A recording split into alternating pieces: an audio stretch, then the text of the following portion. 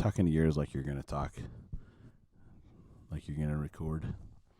JD Vance is so smart. It's stunning. Perfect. Okay.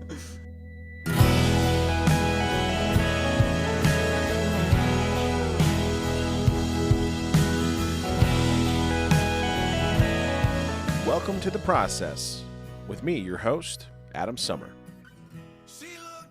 All right, welcome into this episode of The Process. I am with you again, Adam Sommer. It's good to be back. I took off that time with the Super Bowl, and I guess I could have skipped that. I could have just done a show instead, and that might have been healthier for me. I don't know. That was pretty rough to watch, but congratulations to the Philadelphia Eagles for kicking the absolute teeth in of the Kansas City Chiefs. Really nothing to say after a game like that other than congratulations to the Eagles. And, looking forward to next year. Still a big football fan, so there you go. So if that's a problem, then I guess this is the wrong show for you. But anyway, big treat on this episode. Some of you know because you are on Patreon, and if you're not, you can go to Patreon/theprocess, and you can see things about the show by supporting the show there. $5 a month makes you part of that community, and I appreciate everybody who does that. That's the Patreon/theprocess to sign up and be a supporter. Really appreciate everybody who's doing that, helping defray the cost of hosting this on the web and just creating these shows. And if you were over there on the Patreon/theprocess, you know that this week I said I might have a guest, and it turns out I did have that guest. So with me is one of my old Heartland Pod co-hosts and one of my oldest friends in the world, Sean Diller. Sean, man, thanks for hanging out for a little bit. Yeah, thanks for having me. I'm glad to be here. Yeah, this is very cool. Sean's in town. We're going to play some music later tonight. Together, which is, we haven't done that in 20 years. At least. 22 years. Yeah. So that's going to be very cool. And so we're going to do that tonight. And so I thought, hey, let's talk about something that I know Sean and I can talk about because we've talked about it before, which is what's going on right now in terms of the Trump administration's kind of the legal theories behind what's going on. There's no shortage of places to go find news stories of what Trump is or isn't doing. That's a different conversation. What I want to talk about is what are they thinking in terms of when they're doing these things? What is sort of the legal method behind what they're doing here? And so the reason for that is it's been about a week ago I saw I don't remember if it was a post on Twitter or X, the Everything app. Everything's going on X as far as that's what I'm hearing anyway. I'm not there. Yeah, you can read on Mediaite what happens on X. Right. It's great. Yeah, you don't have to and you be can there. find out what's on Mediaite at the Drudge Report. Right. Drudge has it all. Yeah. Drudge has everything. There's a lot more Daily Mirror in my life than when I was younger. That's okay. Yeah. That's okay. It's okay. So I saw that Vance had posted something about judges, and then I saw, of course, the pattern emerges, right, where it's Vance or Trump or RFK Jr. One of these guys says something that is patently outrageous, and then the left knee-jerks with this, like, cascading panic response about what's going to happen, and then they say another patently outrageous thing, and then they like it's just this cycle, right, that just never seems to stop. So Vance said, quote, "Judges aren't allowed to control Trump's legitimate power." That was the statement, and that got me thinking, and I've got a New York Times article linked in the show notes about all this as well. So it got me thinking about what that statement meant, and then you pair that with some other things that they've said in the past, and then now all these think pieces are coming out this week, and this one from The Guardian. The courts are a crucial bastion against Trump. What if he ignores their orders?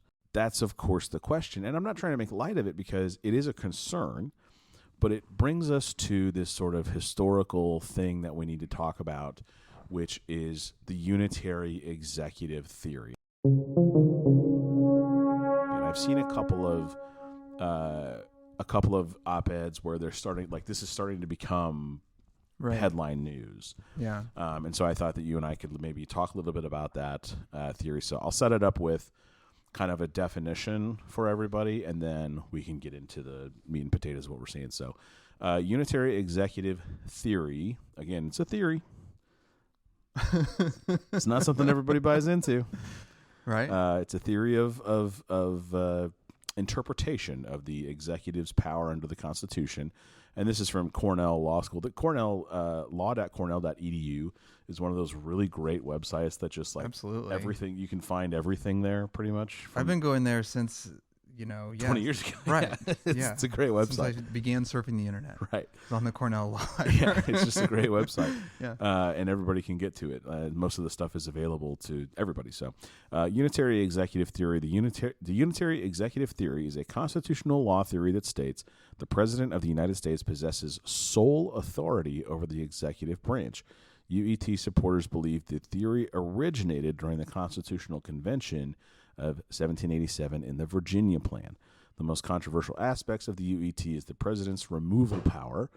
According to the UET, the president can remove any appointed subordinate officials of the executive branch. Several presidents have utilized this power by removing executive officials appointed by the prior president. In 2021, the Supreme Court held that the president can remove top executive agency officers appointed by Congress at will, and therefore does not need for-cause reason to remove those people. That was Collins versus Yellen was the case. So that's sort of the nutshell of what it is.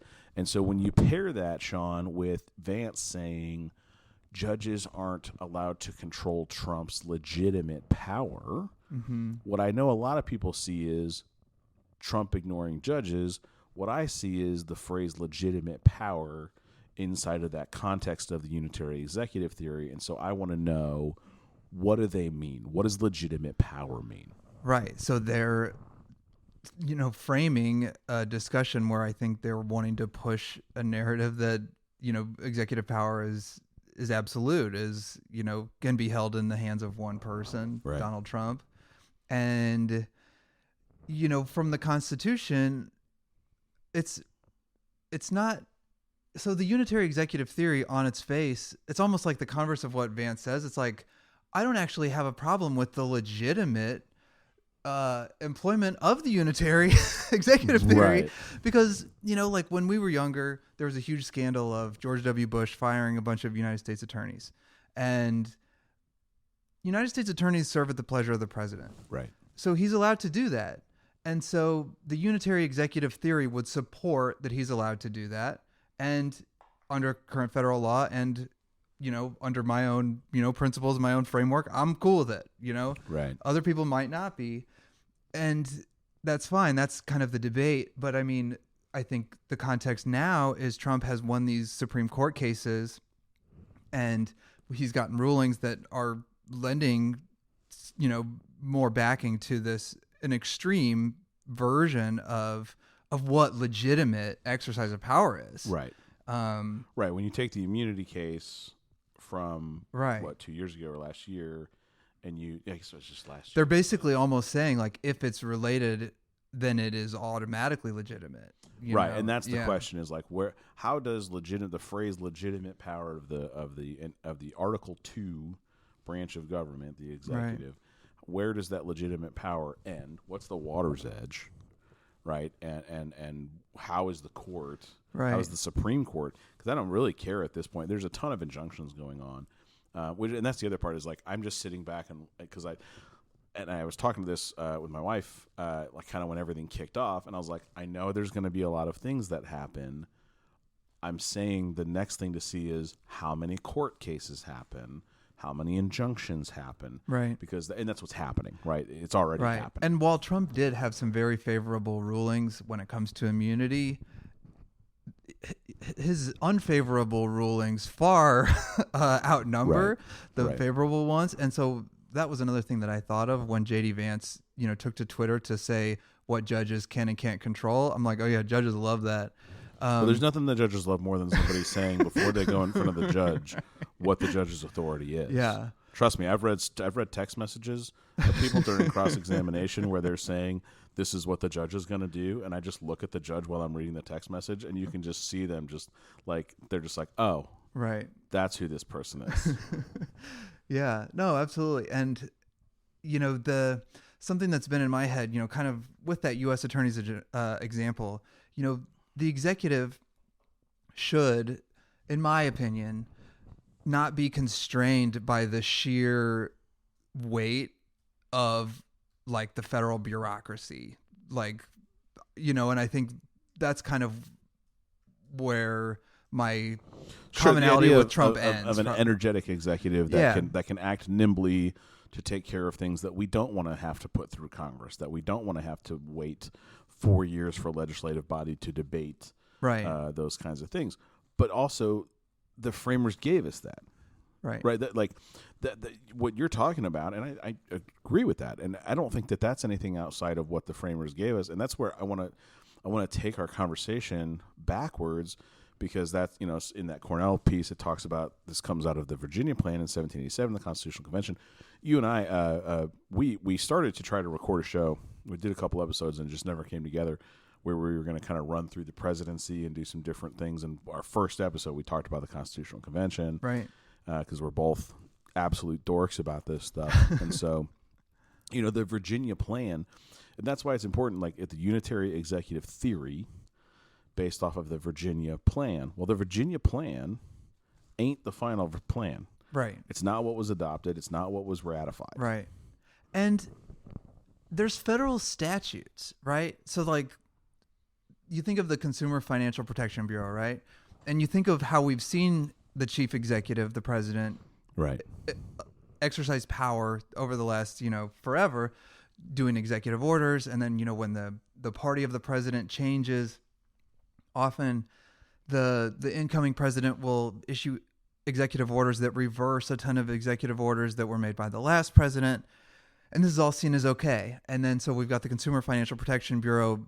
This is an extreme example of Trump, sending the Doge team in, and they're basically kicking out the computer screens, unplugging everything, and locking the doors, it sounds like. Right. And so the difference is, and this is what JD Vance doesn't want us to be talking about, and this is the conversation that you really have to dig for, like, the executive enforces the law. And so something like the Consumer Financial Protection Bureau, as an example, was authorized by a statute, the Dodd-Frank Financial Reform Bill, which is passed by Congress and then signed into law by the president. So the CFPB is not just an executive order thing that the new president can wipe away. Right. Legitimate power would suggest that the executive authority ends, that the water's edge of the executive authority ends where Article 1 and Article 3 begin. And I think it's, I don't know that they did it on purpose, but I think that it creates a neat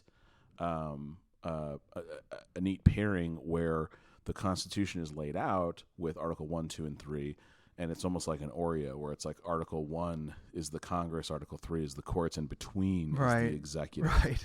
And it makes sense that way, because the executive sort of sits between those two bodies, and it's not a liaison between the bodies, but Congress says, here's a law. The executive says, here's the enforcement of the law. And then somebody challenges it, because they can pass all the laws they want to pass, and unless they are on their face unconstitutional, then they're never going to see the light of day in a Supreme Court case. They have to be applied. Right. Well, Congress has no power to apply the law. The executive does. So the executive goes out and applies the law, and then it gets challenged in court. And so the challenge is, sometimes it's the constitutionality of the law. Sometimes it's the constitutionality of the application of the law. Right. But none of that occurs without the executive exercising that application of the law.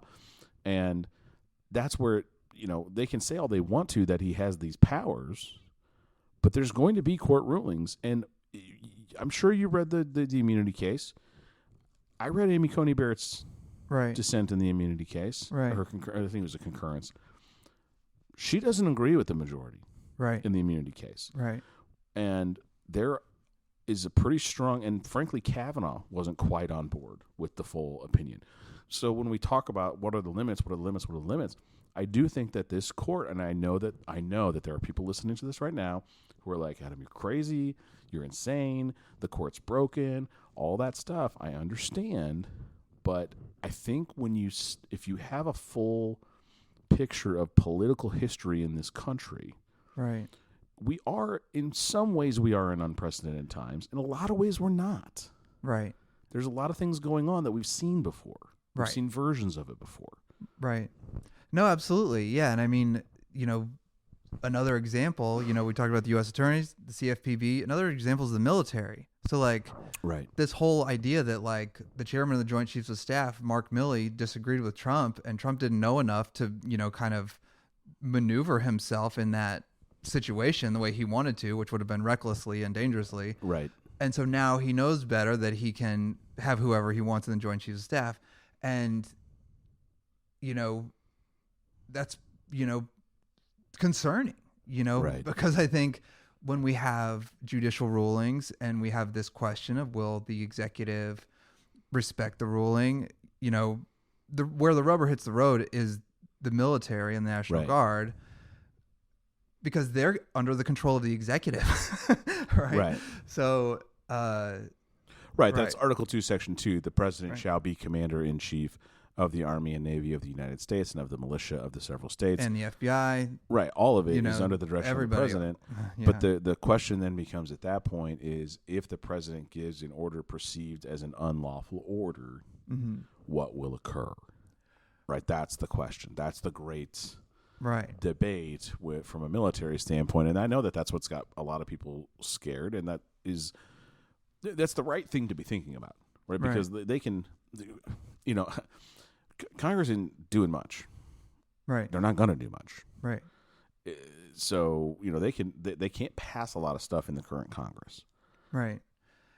Partly because their views are so out of step with the majority who just Right. like sent them there. So like they're Right. going to take as long as possible. Right. Well, and there's to just try to pass anything. the Republicans Yeah. don't have enough control in the House. Right. Like they don't have enough numbers. Right. They can't Right. do whatever they want. So Yeah. they need Democrats to be part of the conversation Yeah. in the House. And when we talk about, not to cut you off, but like, so what has Congress been doing? They've been confirming Trump's nominees who like more so than ever before. Which is just the Senate. Right, exactly. And it's like you think of that as Trump's definitely exercising the unitary executive theory with these picks. Not that all presidents don't in this particular thing. They all pick who they want. But Trump really did. It's so weird thinking now that, Tulsi stuck her neck out because she was a Democrat and endorsed Trump, and she was, rewarded very specifically with his job. Same with RFK. It's like so Right. bizarre. Trump never, I'm sure, thought that RFK was actually the best person to do this. It was pure patronage. Right. You I know? would imagine Trump in a room without RFK in it says some pretty mean shit about RFK Jr. Right. I mean, just knowing how RFK presents on TV, I can imagine what Trump would say about RFK. Right. Yeah. Right. It would make any middle schooler This guy's kind of a disaster. cry for huh? a month. Exactly. But it all boils down to this. We've talked about this before in the past, and I can't shake it because before the Hamilton musical ever existed, one of my favorite historical figures was always Aaron Burr. Okay. Right. And he got a lot of shine from the Hamilton musical Yeah. because he was just such an amazing, he was like this end result of early American politics, where he was one of the first ones to figure out how to straddle the line and Right. not really be readable and sort of put himself Sort of like in what politics looks like in a democracy. right, true politics. Right. Yeah. He wasn't his politics wasn't even really based on policy. It was based on Right. winning seats. Right. Right. Right. And so, that debate that was happening in 1787, and it was continuing to happen it's still happening. And that's the part of it that's so interesting about this is the current version of the debate. After the election, when I was sitting back and going, okay, what happened? Right? What happened? How did we get here? It's prices. Okay, that's part of it. Sure. But I think that the Democrats went so all in on the legitimacy of the federal government Right. and the need to have this federal government that is very strong and robust, and the idea that Trump was going to break democracy. And again, I'm not trying to discard and I heard that from as a high-ranking concern. official who was doing an interview before Kamala lost. They described the Democratic message going into the home stretch as the 3 Ds: democracy, Donald, and Dobbs. Right. And that turned out to be a failing strategy. Right, because the democracy part of it is really... It's for a midterm. It's for a low turnout Right. election. That's what was so crazy about the whole thing. Right. Well, it's for highly knowledgeable voters. Well, and they were trying to sell something that I think they were trying to sell the wrong product, because they were trying to sell it as democracy. Well, most people don't really think that it's democracy anyway, because we don't vote directly for the president. Right. And so there's that part of it, right? And if you People listen hate to the Elizabeth Electoral Warren, College. it's rigged Right. for the elites, Exactly. which I agree. Right, exactly. People hate the Electoral College. They Right. don't really think of it as democracy.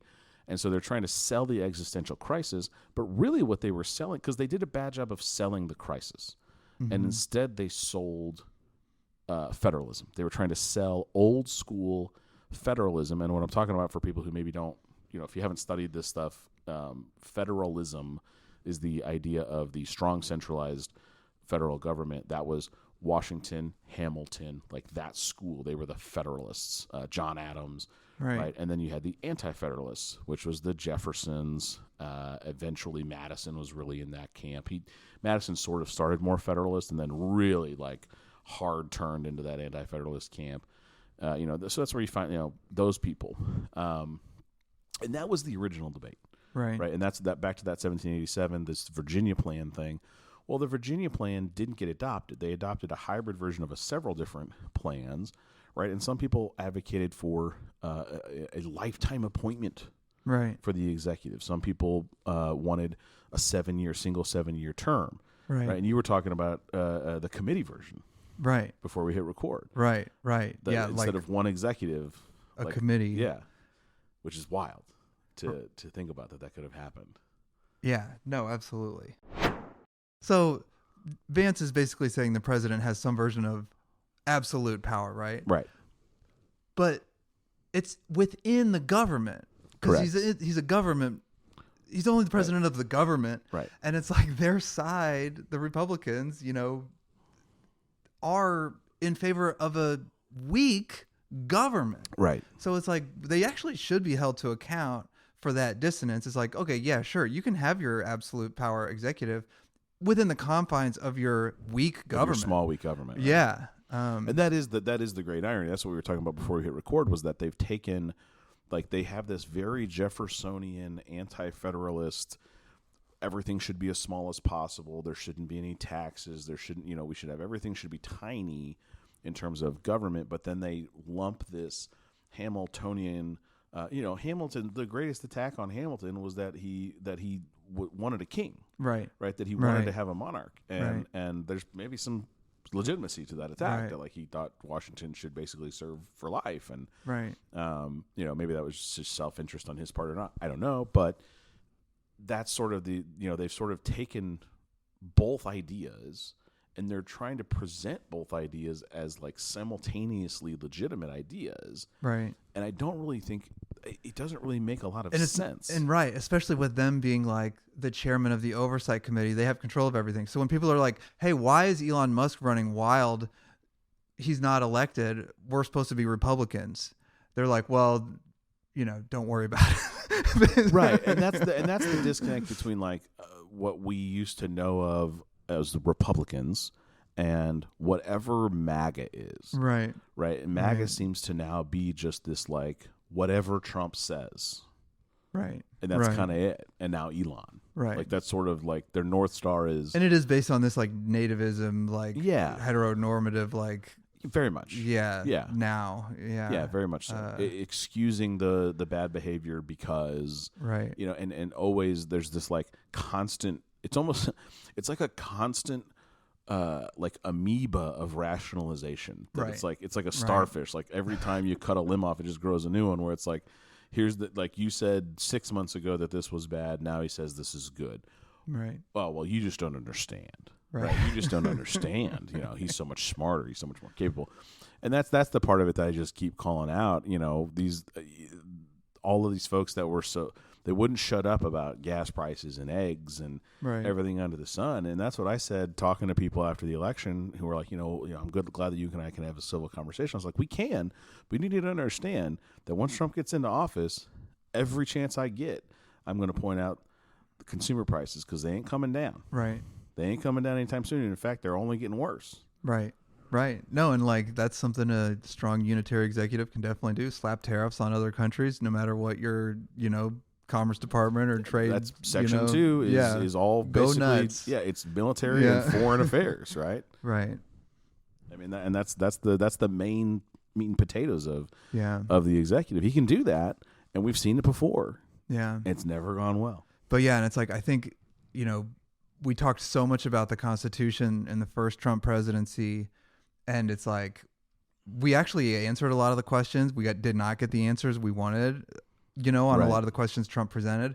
But it's like that's why federal statutes are going to be so important in the next 4 years. It's like, Right. does a unitary executive have authority to fire everyone at the IRS? Well, not if they're in a union under the Fair Labor Standards Act. Right. Otherwise they would, Right. I've yeah. noticed that I haven't heard anything yet about the NLRB. Right.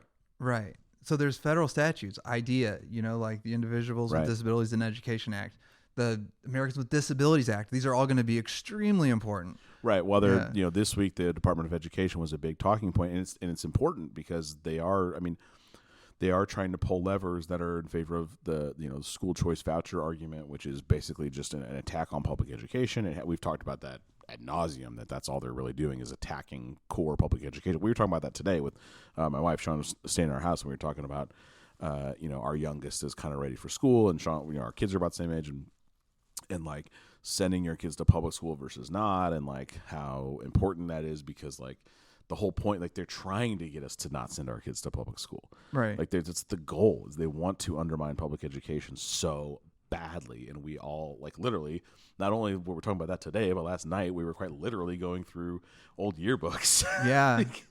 Yeah. Like from public education and like talking about the people and the stories and the memories and I don't know. It's very strange to me that that's the angle. But even within that, like you mentioned, like the IDEA Act is a federal law. Whether there is a Department of Education or not, that law is on the books. Right. And so the Department of Education is the body that is mostly enforcing that law, but the law exists, so it can still be enforced, Right. whether you have a robust Department of Education or not. And that's the other part of it that, like, I mostly want to have this conversation because I want people to be able to step back from the existential edge a little bit. Not that you shouldn't be monitoring and worried, but I do think there's something to be said right now about, the immunity. People go, well, Trump's got immunity because of the Supreme Court's immunity case. A, you've clearly never read it, if that's what Right. you're saying. B, I encourage you. The show's still up. There's a show from like 8 months ago where I went through the immunity case in detail. Right. I Yeah. encourage people to listen to that episode. It's on the backlog on this feed. You can find it. And when I read the immunity case, what I came away with was they didn't tell us anything that most legal scholars wouldn't already have told you was true, Mm-hmm. which is that as a government actor, there is some level of qualified sovereign immunity Right. that exists for mayors Right, and prosecutors. governors and prosecutors and Right. judges. Like that has already existed. Right. We already have it. We just had never said it on paper about the president of the United States. Right. And now we have on paper that says, yeah, this exists. And really all that case said was it exists and we don't know where it ends. Right. And actually, yeah, now that you're saying it like that, I'm like even probably becoming supportive of not supportive, but it's like I see where the decision came from. Because like if you look at prosecutors, it's like flat out, you can't face criminal charges for your act as a prosecutor if you're a prosecutor. If it was within the powers of your Right. office. Right. Right. Like if you are doing something illegal, you Right. can be held accountable for that. And that's why, like, it's not that I disagree with the way the majority word. I think that they worded it Unnecessarily a little too broadly. expansively. Yeah, exactly. Right. Which is why when you read the Coney Barrett Right. opinion in that case, I find that very, very interesting because I anticipated her to be wild, Yeah. and she's not been. Well, and all these Federalist Society lawyers, they're not like knee-jerk authoritarians. They're most of them come from the Scalia mold, Right. And Right. the thing about Scalia that people miss is he was an absolute mental slave to the separation of powers. Mm-hmm. And if you want to read a case that makes you feel really good about, privacy and search and seizure and stuff like that, his Fourth Amendment cases outside of wiretapping, which he bent over backwards to smell his own farts about. I talked to him about wiretapping in person. Oh man, yeah. And I asked him how he can justify his decisions on wiretapping when the wires are outside of the home. And he looked up from his plate of food. We were eating breakfast. It was a small group, and he said, "Well, when the conversation's inside the home," Yeah. and he said the wires are outside the home. And he moved on. But his Fourth Amendment rulings were always consistently Right. very pro-private, for like Right. anti-search, anti-seizure, get out of here, you better do it just right or you don't get to come in. And a lot of the Federalist Society stuff is based on him. I mean, he's sort of the Right. the grandfather of the Federalist Society. Yeah. Yeah, no, absolutely. And these institutions on the right, it'll just be another, it's so crazy that we've had Trump now for over 8 years. Even when he wasn't president, he was exercising power. Oh, for sure. Yeah. Yeah, it's like I The don't even want to exhaustion think is about really the hardest part Yeah. at this point to me. Yeah. So, but I'm just glad that, institutions like the ACLU, labor unions, they're just so important. Because Congress, so I was kind of like, for this episode, I was doing a little research and like, there's that take care clause in the Constitution. So the president is bound by the Constitution to faithfully take care that the laws are executed or take care that they're faithfully executed. Right. And I was thinking about that in, terms of Trump's, recent actions and everything.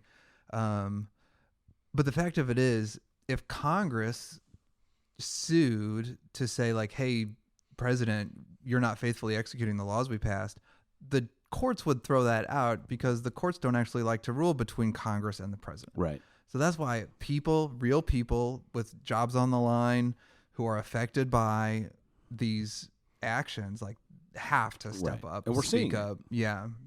We're seeing those cases. They are starting to happen. And that's why I wanted to do this conversation. This was great. I wanted to kind of lay that out there and let people kind of see that part of it of like, this is the process. Like, we are experiencing process right now. Due process is occurring. It's going to take time. I think we're going to have a lot of stuff coming this summer, and there's going to be some things that make it to the Supreme Court for their next term, which is starts next October, which means if you look at summer of 2026 pre-midterms, I think we're going to see some opinions from the Supreme Court that have to deal with immunity issues and exercise of power issues and separation of power issues. Like, I think that's where we're going to start seeing those opinions come down, is sometime next, June, basically. Yeah. No, absolutely. Yeah. And I just hope, Vance keeps it up and keeps, keep telling judges what you think. Yeah. You're good at it. Yeah.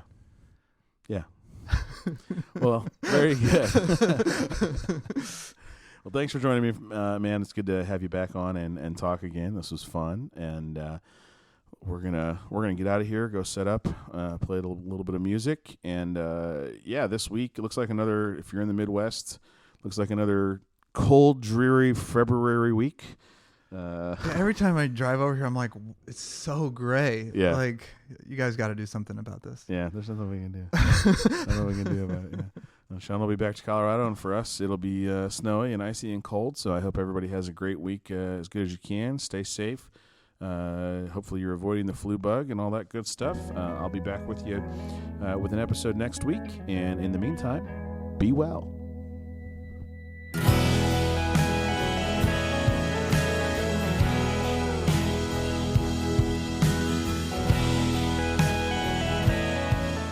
The process is made possible by listener support through Patreon. Go to patreon.com/theprocess or search The Process on Patreon. Thank you very much for listening. Thank you for those of you who support me through Patreon to help me make this content and continue making it as long as possible. Enjoy American Aquarium, the world on fire. TV, trying to find some meaning, hoping that we'd win.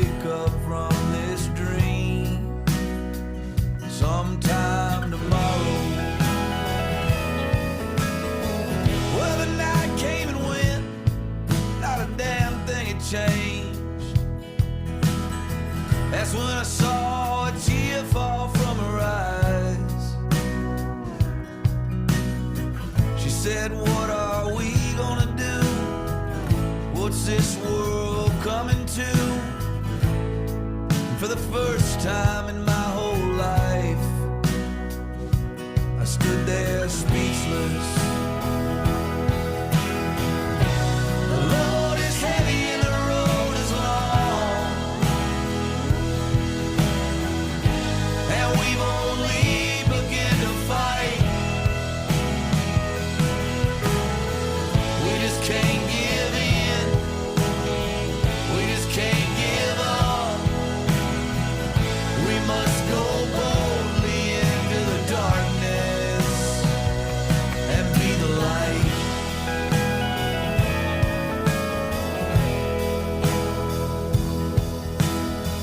So I packed up my car and went looking for answers to the questions weighing on my mind. When did the land of the free become the home of the afraid? Afraid of the world, afraid of the truth, afraid of each other. This ain't the country my grandfather fought for, but I still see the hate he fought against. Give rest to the tired, give mercy to the poor, give warmth to the huddled masses, and I'll show you freedom.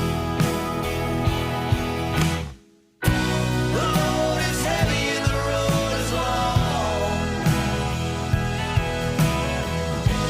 and we've only begun to fight. We just can't give in. We just can't give up. We must go boldly into the darkness and be the light.